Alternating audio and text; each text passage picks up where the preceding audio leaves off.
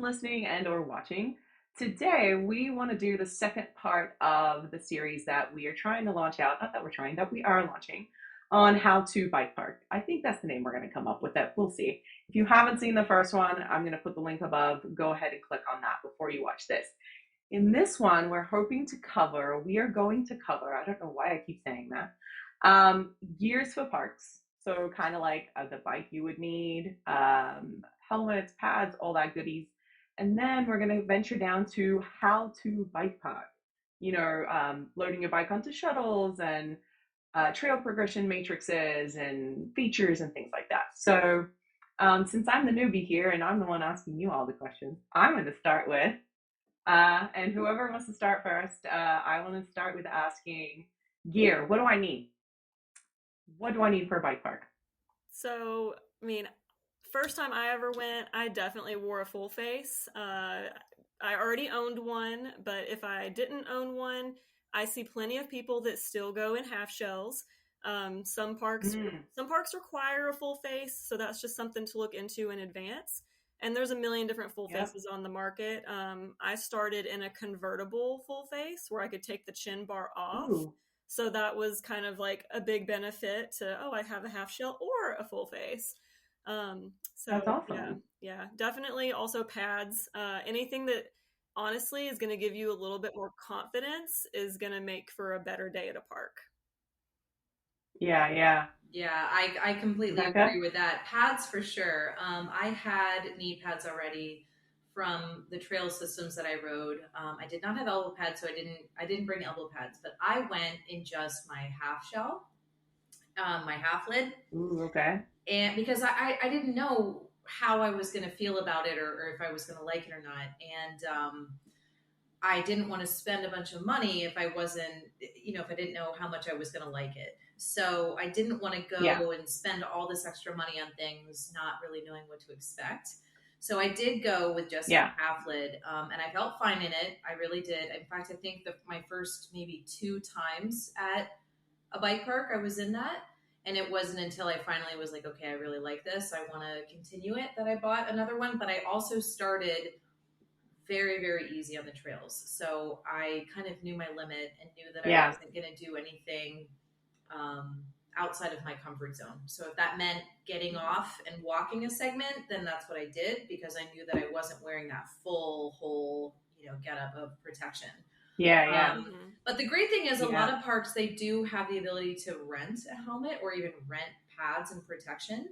So even if Hmm. you don't have any of that and you want to try what it feels like riding in a full face, because it is a big adjustment going from a half lid to a full face, Yeah, it it is. feels very, very different. And the fit is Hmm. all different. That's like a whole other conversation. But yeah, I would definitely say Yeah. when you know that you want to get to that point, make sure that you get either a good full face or have a very safe half lid and pads. Mhm. Yeah. Cool. Well, okay, so I've been to a bike park once, but it was more like an enduro park, and people were telling me as well, yeah, like exactly what you guys said. Make sure you get a really good helmet or a full face helmet, knee pads, elbow pads. I didn't see a lot of people using like chest protectors or neck braces, but that could have been because this park wasn't like super gnarly, like there wasn't a ton of drops or Hmm. features. Because I know that's usually preferred for people who want to do gnarly stuff. We just actually released today, go check it up. I'm going to put it up here, a little video that we did on chest protectors for women. So go Mhm. check that out. But it is an option, right? I think both you wear, not I think, I know both you We wear do, yeah. chest Yeah. protectors when you ride. Does that help your confidence when you guys ride and all that padding? It helps my confidence, but it also comes down to the park I'm riding at and kind of what my goal for the day is. Like I Yep. have the Liat, I love it. It's super comfy. I do wear it at really intense tech oriented parks. But Mm-hmm. then I'll go to Jared's place and I'll just want to have fun and not go crazy, and I won't wear it. So for me, it Yeah. kind of depends on like my goal for the day as well. And if you go to a park and you've never really been around a bunch of people who do downhill, you will see people in them, but that doesn't mean that they're like any better or worse than you or more Mhm. confident or less confident than you.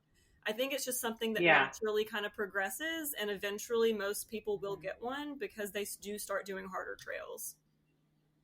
Cool. Yeah, I Yeah. definitely agree. That I'm was not sure. definitely one of my later purchases in terms of like what Mhm. I bought as progressing. So I bought, I think, a full face first, and then I bought more protective elbow pads and knee pads. So something that was beyond just what was going to protect me on the trail. I bought something that was more designed for Right. safety at a park. And then the chest protector was a little bit Hmm. later, and it was honestly it was after I witnessed people get pretty injured, even on non crazy, like super over the top tech and stuff. I was like, wow, okay, you're going pretty fast. Yeah. You know, once you start to build your confidence up and you're doing a little bit more and more, whether it's aggressive tech or bigger jumps, it can happen. I mean, we all kind of know Yeah. crashing and falling is part of the sport and it's part of learning and progressing. So Unfortunately. once I found the right chest protector for me, which is all in that discussion on our chest protector post, Yeah. I realize Yep. that when I go to parks, I don't like riding without it.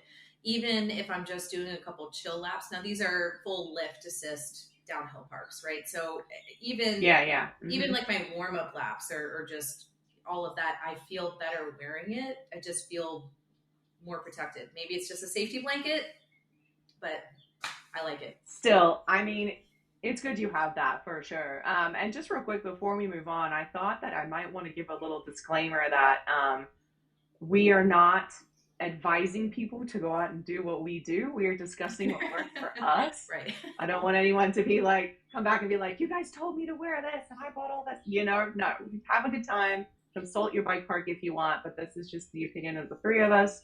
And this is our experience and the things that we've done. So, with that said, um, I want to talk about the kind of bikes we see at parks and the kind of bikes that, like, me as a beginner would want, which I know is a loaded question, right? It's like, well, what do you want to do Mm-hmm. at a park? Like, what do you Right. want to ride at a park? It's just like when someone asks you, what kind of mountain bike should I get? It's like such a loaded It question. really is. So, okay, I'll use me as an example.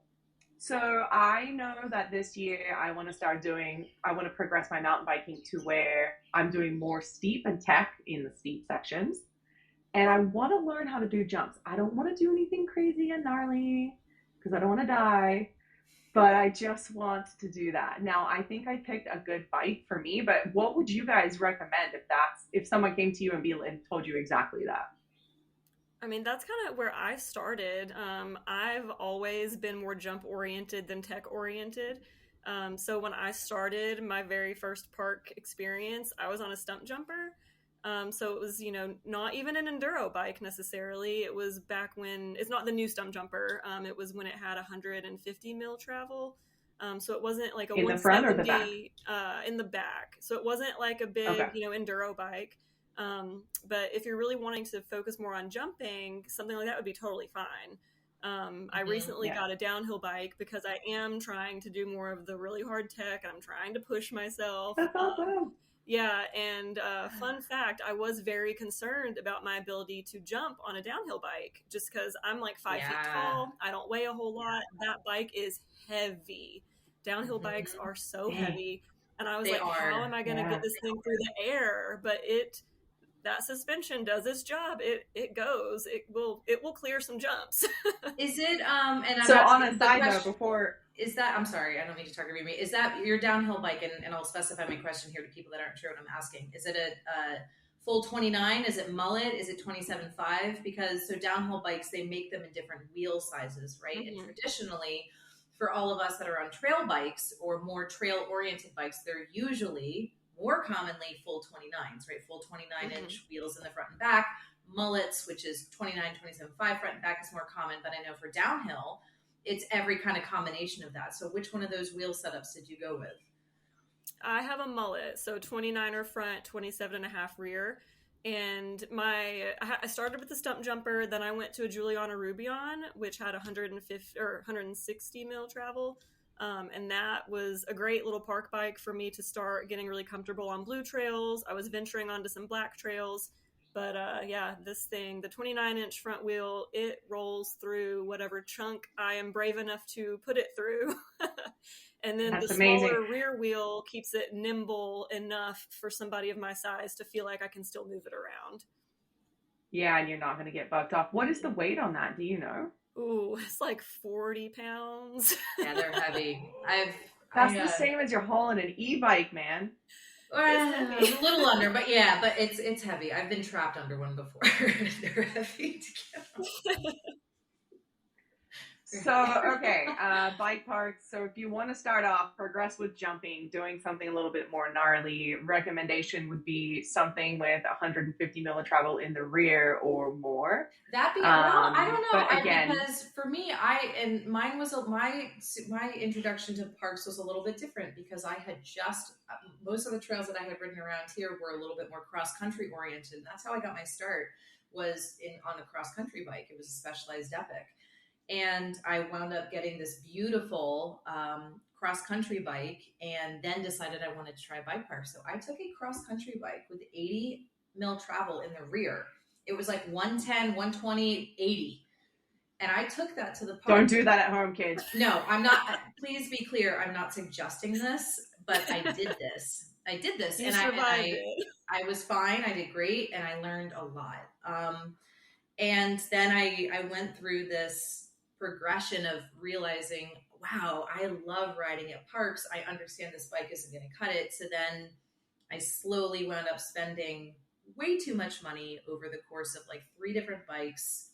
Wound up getting my long travel enduro bike, which is my favorite downhill park bike. It is so fun. It's so playful, but it took a while, and I had to learn the hard way with a lot of money and a lot of trial and error. So I would suggest if you think parks are something you want to explore more of, see if there's one that you can rent, see if your local shop is offering demos. I know that sometimes some big bike brands come into certain bike parks and will let you demo their bikes. I know Transition did this Yeah. recently on the East Coast. So there's ways to kind of learn what you might like, and I didn't do any of that. I did it the hard way, the expensive way. Happy with where I wound up, learned a lot in the process, but doesn't have to be like that. Yeah.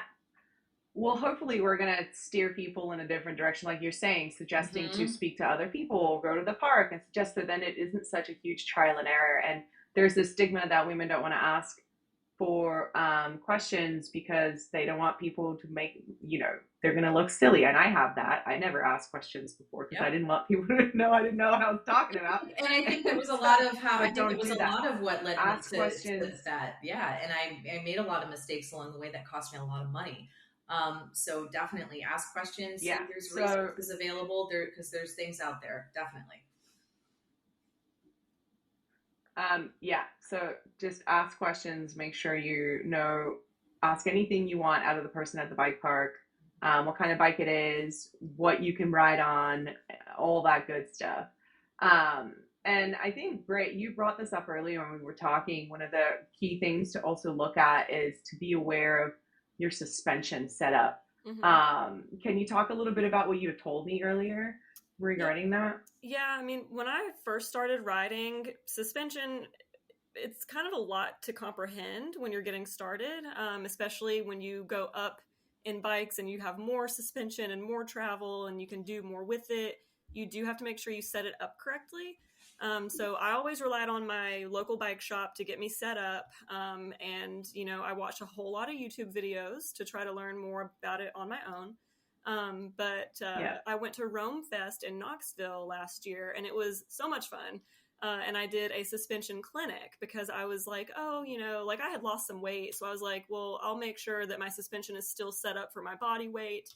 And they were Right. having a suspension focused clinic where they had professionals set your sag up, check it out. And then they had a little course that they set up where we rode, laps with different suspension settings, Mm-hmm. really hammer down like what different settings feel like.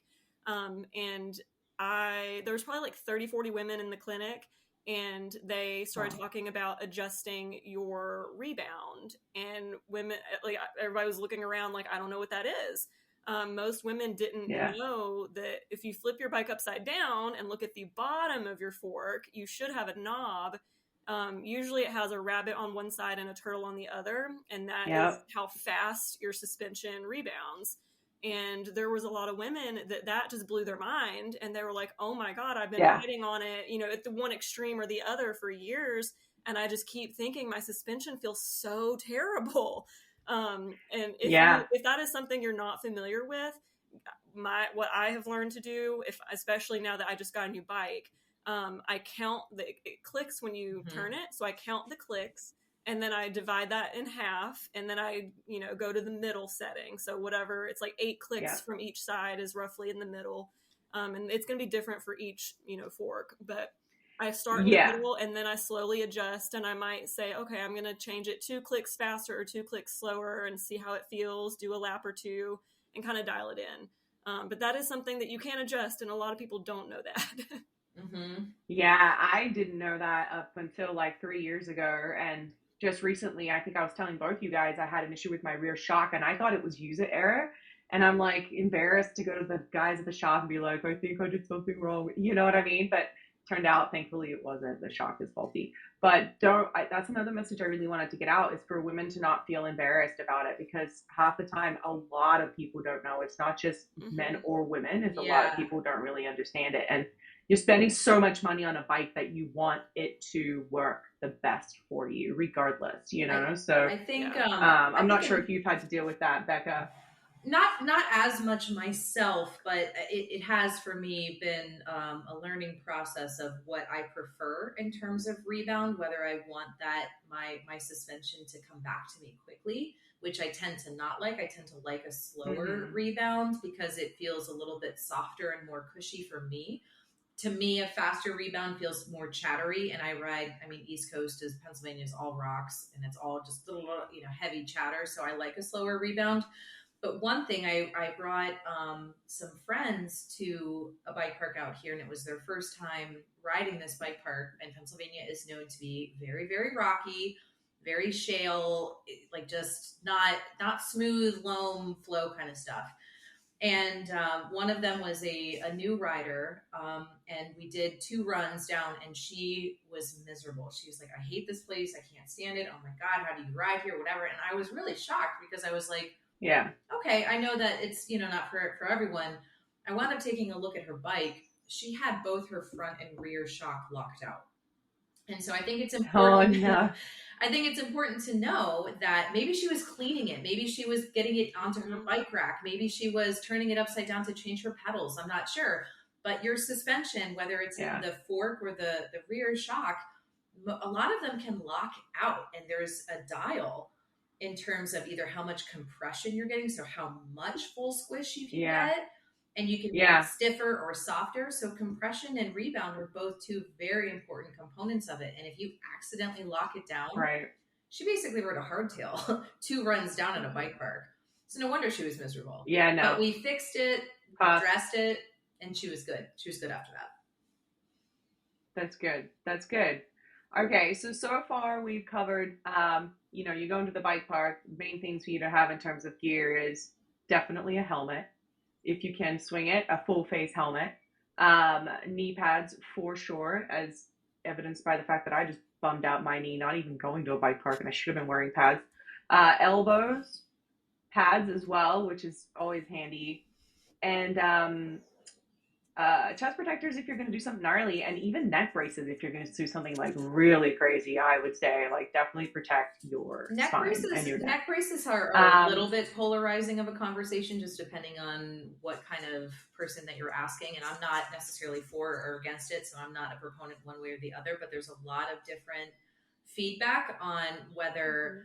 they cause more potential for injury versus not. A lot of oh, there's a interesting. lot of conversation that Okay. they lead to a very high frequency of collarbone fractures. But then the argument on the other side is, well, I'd rather have a broken collarbone than a broken neck. So I'm not here to say one way or the other, but it's something to look into. It's something just to Well, think about. yeah, maybe something we could discuss at another time because I do have a friend of mine that wears a neck brace most of the time when she's racing, and she had a gnarly collarbone fracture about a year ago.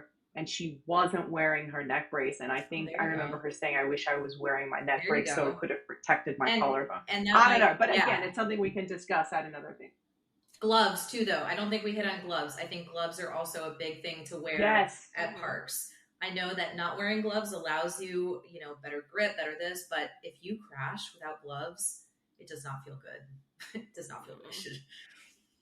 I mean, even long sleeves, I would say, regardless, because Mm-hmm. if you fall, you want to protect your arms. Even if Mm-hmm. you are wearing elbow pads, like some people go sleeveless, right? And they still wear elbow pads, but I you could would really not, hurt yourself. yeah, I would cover as much Yeah. skin as you can because any Yeah. you are literally using gravity. You are fighting gravity from top to bottom. So you don't want to Yeah. risk taking that crash, whether it's on rocks, loose rocks, whatever. At that speed, Yeah. Yeah. there's a lot of potential for damage and pain. So I think covering your skin is important. Yeah, and it does. People are always like, "Well, it's going to be so hot out," but you're at a park that has a lift. We're talking about downhill parks, Mm-hmm. so you're not like doing climbing. You're going to be sitting on a lift for up to like 15, 20 minutes, depending on the park. So you're not just going to be Yeah. getting really sweaty in pants and long sleeves the way you might if you were just riding your local trails. Mm-hmm. Yeah, for sure. For sure. That one of the kind of really neat things that we were talking about offline that I want them to explain more to everyone, because this is new to me, is how to read trail progression matrices like that. I didn't even know if I was pronouncing that correctly, but go ahead. Let us know what that is. Yeah, so I had never heard of that until I went to Whistler last year. And apparently it's a thing at a lot of large bike parks. Like not every bike park will have, their trail maps kind of set up this way. But at Yeah. Whistler, the way it worked is, there's so many trails there. And so even if you're a solid blue rider, well, they might have 20 blue trails. How do you know which one you should start on? And which, because they're not all the Yeah. same. They're going to have different types of Yeah. features. So the way that they had it set up is they had a tech matrix and more of like a flow matrix. Mm-hmm. So it was just out of all the trails, if you've never been there, like it's like your starting point. You start here on this green trail, and then which order you should progress through all those green trails, and then when you finally get through all those green trails, what should be your first blue trail.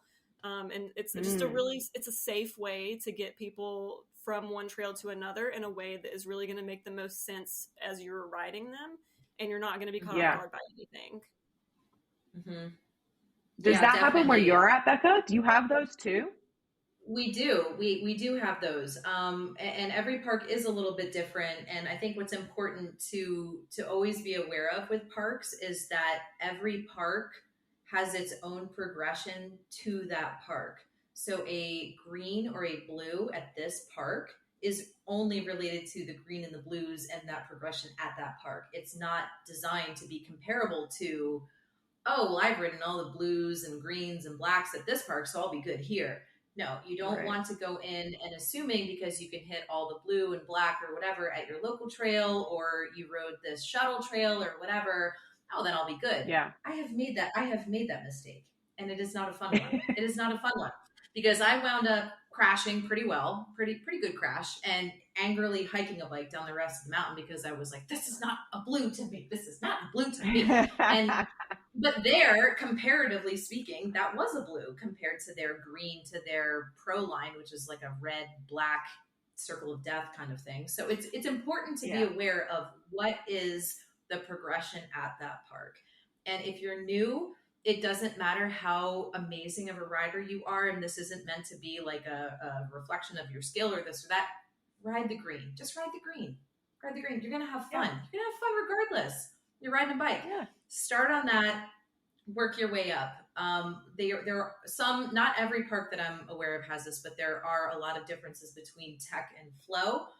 Flow trails are Mm. defined as man-made, machine-made trails. So something that a machine Right. actually has to go in and kind of carve out berms, whether it's jumps, Right. Makes sense. wooden features, things like that. Versus tech, which is more predominantly just nature, like just a trail just going through Yeah. natural rocks or natural drops, things like that. And a lot of Mm-hmm. times there's a difference of how those trails are displayed on the map.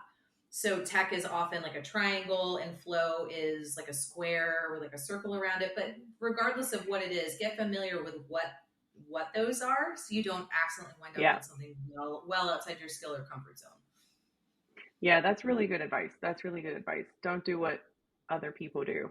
Don't do what Becca did. No offense, Becca. Just putting you on the Yeah, spot. but also, but no, but seriously, but this is how I learned because I wasn't, I was like, oh well, I've done all the this and I've ridden black at my local trail. No, it's not the same, and that's okay. That's okay, and it doesn't matter what anyone else says you can or can't do. It's what you are comfortable on. So just because it's Exactly. easy to someone else and they're like, oh, I've ridden that, you got that, that's easy. That's great, but just kind of trust your own comfort level and trust your own instinct of what you feel like trying next, and don't just listen to the advice of someone that may or may not know your But writing. and that you hit a good point too. Like I think it's always important to listen to those who you ride with often and that know your skill Yes, level, because that's there's a different. difference in Yes. riding. There's a difference in riding with someone that's like you said, like barely knows you, right? Like you got this, versus your riding buddy, your spouse, whoever that knows your capabilities and can say, no, you good. Everything is rollable, Yes. or, just go Very good slow or whatever. clarification. And Yep. another good thing, yeah, and another really good thing is to when I went to Sky Park and I was like really nervous, it's just to do a warm-up trail, right? Just warm up a couple times on something you think is Mhm. doable and then go from there. Do you guys do that when you go to parks often, or do you just like hit your trail that you know? I always start on a green trail. I don't care what park I'm at. I mean, you don't get a climb, you don't get a flat trail to warm up and remember how to ride a bike. My first time, every time when I go to a park, my first time down a trail, it's like, oh, this is how I ride a bike. This I have to remember, like, Mhm. oh yeah, like I don't need to be too jerky on the brakes, and like just get comfortable, because you don't get, Mm, your heart rate doesn't get elevated. You're sitting on a lift or a shuttle, and then you're just going in and dropping. So yeah, definitely do a chill warm up, check out, the features, kind of get a lay of the land, and then move up from there. That's how I operate. Green trail always, trail number one. Yeah, absolutely. Get yourself warmed up because while you're not doing endurance level in terms of like pedaling and going on mountains, it's still like it's amazing at how much riding downhill parks still takes out of you physically. Like you will ride and either take a mm, break at part of the trail, which we can talk about in a second. You will, either stop halfway down or all the way to the bottom, and you're going to be breathing hard, and you're like, oh my God, yeah, like I wasn't even pedaling. I'm exhausted. So it's important, I think, to still have that warm up. And the way that it's yeah, always listed at parks is pre-ride, re-ride, then free ride. So have your little pre-ride, yes, have your start of just a chill couple of laps, re-ride it. And the same with even like a trail that you want to try for the first time. Once you're a couple laps in, give that first trail just a very chill ride. Give it a very yeah, chill, just kind of a scouting ride. See how you feel on it. yeah, Try it again. And then when you feel comfortable enough to either, okay, I'm going to try to let off the brakes at this section, or I really think I'm ready to try this feature, then you can try it. But I think it's always yeah. important to have those kind of warm up laps before you're just ready to like Mm-hmm. go full send. Mhm. And when it comes to pre-ride, re-ride, free ride, I feel like so many people get so stoked that they're at a park and they just want Yes. to go fast because it's Yes. easy to go fast and it's so much fun. Hmm. But like that mindset of pre-ride, re-ride, free ride is so critical to having an overall good, safe bike park experience. Like, I mean, for example, this coming weekend, I'm going to two parks for the first time that I've never been to. I'm going to Sugar on Saturday. Nice. I'm going to the brand new, it opens on Friday, Ober near Gatlinburg, which has a ski Yes. lift. So I'm super excited, but Oh, I heard you about better this one. believe I Okay. will I will be pre-riding everything and Hmm. like rolling every feature my first time down and then Yeah, slowly building up. And for me, free ride is like a full pull. Like I get more like in the race mindset. But not everybody has to take it quite that seriously by any means. But yeah, it's just the whole mindset is just to get you safely, building speed, getting to do more features. But yeah. definitely start out easy. Yeah, I Yeah, like that. absolutely. Pre-ride, re-ride, free ride. I love that very Hmm. much. So then I'm at the park. I have pre-ridden and I'm ready to ride. But say I have a freak out on this trail, right? Like even though it's a green trail for me, because as we're saying, the trail rating is very subjective to the person. Um, so how do I get my bike out of the way and so people can pass safely? Like, because I get freaked out. What if the trail's like super narrow? What do you do? Do you just climb off to the side? Like, what do you guys suggest? So at a downhill park, people are obviously going really, really fast. If you're worried about other people trying to pass you on the trail, my personal setup that I do for myself is if there's people waiting around at the top that look like they're going to go on the trail I want to go on, I'll just let them go first. I'll just kind Yeah, of hang that's out good. because I really don't like getting past. It makes me uncomfortable because I'm always nervous that I'm going to try to pull off and it's like downhill. So it's like hard to find somewhere to pull off. And I have to find a place to pull off Yeah, safely. And I don't want to make the person behind me frustrated. So I usually just let right. everybody go and then I drop in Hmm. after most other people just because I Hmm. don't want to have to deal with it. But when I do have to deal with it, definitely try to find a safe place. That's the key. And Yeah, thankfully, at parks, a lot of them have a million intersections and areas where you can take a break and you can kind of regroup. But if it doesn't yeah. have that, just try to find the safest place for both of you. And same rules Mm-hmm. applies like cross country, like on your left, on your right. Yeah, If I'm at a yeah, downhill park and I know someone's behind me, I will verbally say like, you can pass on my right, like up ahead, and because I'll be able to see like a spot coming up or something where I can pull off yeah, safely. yeah, yeah. Yeah, Okay, that's good. absolutely. I really like that feedback of like when you see some people that look like they're going to drop in either on the same trail you are, or they're kind of in that same area you are, and you're not sure. I always wait. I defer. I'm like, you guys go ahead. I'm just gonna wait. Hmm. The way that etiquette is supposed to work at parks is that the slower rider always has the right of way.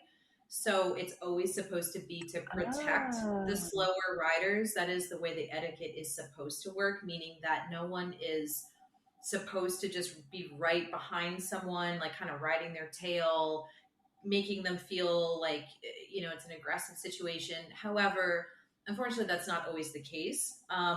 But yeah, that being said, you as a new rider, you do have the right of way, and you still have just as much of a right to be there as anyone else. I think what's important to be aware of is your surroundings, and should you need to pull off, whatever the situation is, find a place that isn't immediately near a feature or right in the middle of a bunch of features. You don't kind of want to stop in the middle of some, very fast flowing this or that, where you have the potential of someone crashing into the back of you. So if you do yeah, need to yeah. stop, make sure you are clearing that trail as quickly as possible, meaning you're getting off to the side as quickly as possible. Um, Mm-hmm. and yeah, just kind of being aware of your surroundings. And most trails do have a lot of junctures because some mountains take longer to get down from top to bottom. Some are like a Right, right. really long ride from top to bottom where it's good to stop and like catch your breath and just get your wits about you and like feel better about what you're doing. Others are quicker from top to bottom, but you definitely want to Yeah. get your bike off that trail. If you need to stop for whatever the reason is, you want to get it off the middle of that trail. Okay. Well, that's good to know, but it's also good to know about the trail etiquette. I almost feel like that in itself needs its own podcast or a video episode for Mm-hmm. all different, um, not levels. What am I trying to say? Disciplines of mountain biking, Mm-hmm. for sure. Okay, so the trail etiquette is really really important. That's really good to know. It makes me feel better to know that if I am the slower rider, technically I have the right of way. Obviously, I'm not gonna be rude or anything to anyone, but it makes me feel a little bit better that that's the case. All right, y'all. Thanks again for being part of this when we're talking about gears for the bike park. So, if anyone out there has any questions for Britt and Becca, just comment below. This has been really informative for me as well, and I think a lot of people don't realize that the safety that you need to really protect yourself at a park. I know some people wear half shells, like Britt was saying, but definitely a full face is what I would 100% recommend people wear. when they're out there. So yeah, comment below. Let us know, what do you guys wear when you're at a bike park? Clothing, not clothing, gear. And maybe we'll do a clothing bike park and one at another time. But thank you both for hanging out tonight and talking about this. I really appreciate it. And stick around for the next part that's going to be out in a week or so. Yeah, thank Awesome. you. Thanks, Mia.